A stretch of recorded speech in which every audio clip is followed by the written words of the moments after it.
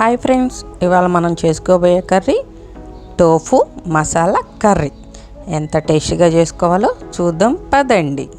ముందుగా ఒక గిన్నెలో నీళ్లు తీసుకొని టోఫు ప్యాకెట్ని కట్ చేసి దాంట్లో నుంచి టోఫు తీసి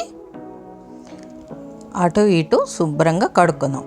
ఈ టోఫు డీమార్ట్ లాంటి మార్ట్లో దొరుకుతుంది.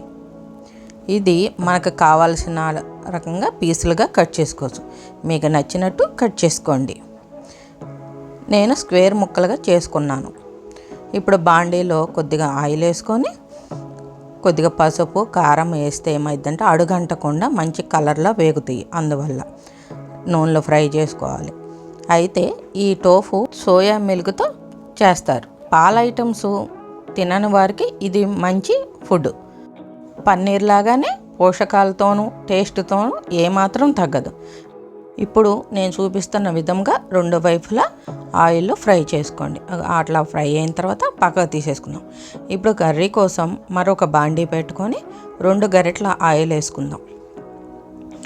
ఆ ఆయిల్ కొంచెం హీట్ ఎక్కగానే 2 బిర్యానీ ఆకులు, 2 లవంగాలు, ఒక చిన్న దాల్చిన చెక్క ముక్క, 2 యాలక్కాయలు అంతవరకు వేసి చక్కగా వేగిన తర్వాత ఇప్పుడు పెద్ద సైజు నేను చూపించినంత సైజు 2 ఉల్లిపాయలు తీసుకొని సన్నగా తరిగి అవి కూడా వేసుకోండి.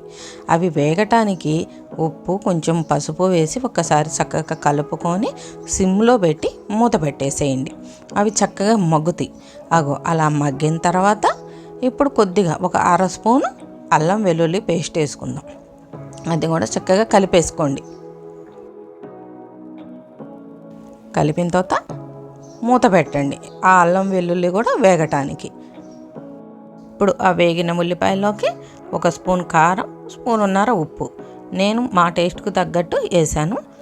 మీరు సాల్ట్ అయినా వేసుకోవచ్చు, కళ్ళుప్పు అయినా వేసుకోవచ్చు.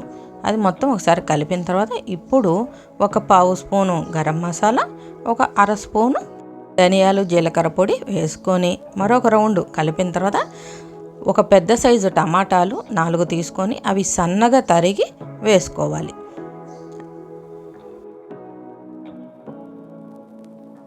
అవి కలిపేసి చక్కగా సిమ్లో పెట్టి మళ్ళీ మూత పెట్టి మగ్గించుకుందాం.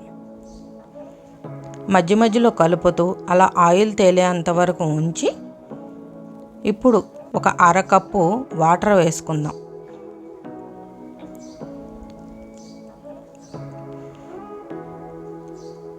మరో రౌండ్ చక్కగా కలిపిన తర్వాత మూత పెట్టేద్దాం. మూత పెట్టేసి ముందుగా మనం వేయించుకున్న టోఫు ముక్కలకి ఫోర్కుతో సన్నటి హోల్స్ చేసుకుందాం. ఆ హోల్స్లోకి ఈ కర్రీ రసం అంతా వెళ్ళిపోయి మనకి మంచి టేస్ట్గా తయారవుతుంది. ఇప్పుడు మూత తీసేసి మరొక రౌండ్ ఆయిల్ అలా తేలిన తర్వాత ఆ టోఫు ముక్కల్ని ఆ కర్రీలో కలిపేసుకుందాం.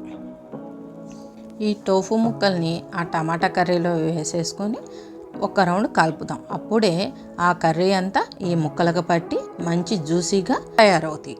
ఇప్పుడు 5 నిమిషాలు ఉడికించుకొని తీసేసిన తర్వాత పాల మీద మేగడి చక్కగా చిలికి అది వేసేసేయండి. తర్వాత కస్తూరి మేతి కూడా చక్కగా చేతిలో అలా నలిపి వేయండి. అయితే ఇది ఆప్షనల్. తర్వాత సన్నగా తరిగిన కొత్తిమీర కూడా వేసేసేయండి. వేసి కలిపితే చూసారా, సింపుల్గా 20 నిమిషాల్లో మన టోఫు మసాలా కర్రీ రెడీ అయిపోయిందండి. ఇది రైస్లోకి చపాతీల్లోకి చాలా బాగుంటుంది. ఒక్కసారి మీరు తిని చూడండి. అలాగే నేను చెప్పిన టిప్స్తో ట్రై చేసి మీకు ఎలా వచ్చిందో కామెంట్ చేయండి.